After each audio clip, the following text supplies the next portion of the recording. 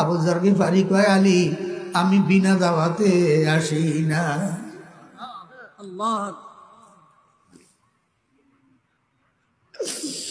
मुझे कूफा वालो मुसाफिर न समझो, मैं आया नहीं हूँ बुलाया गया हूँ। আমি আপনাদেরকে একটা ঘটনা শোনাই, তাহলে আপনাদের বুঝে আসবে।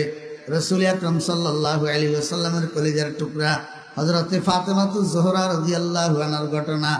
রমজানের মাস ছিল, রমজান মাস। হযরত ফাতেমা রাদিয়াল্লাহু আনহার শরীরে অসুস্থ হয়েছে, জ্বর উঠছে, গায়ে জ্বর জ্বর। ফাতেমা রাদিয়াল্লাহু আনহার গায়ে জ্বর। এই গায়ে জ্বর অবস্থায় একদিন রোজা রাখার জন্য আলী আর ফাতেমা দুজন স্বামী স্ত্রী ভোর রাত্রে উঠে সেহরি করছে। সেহরি খাই আর ঘুমায় নাই।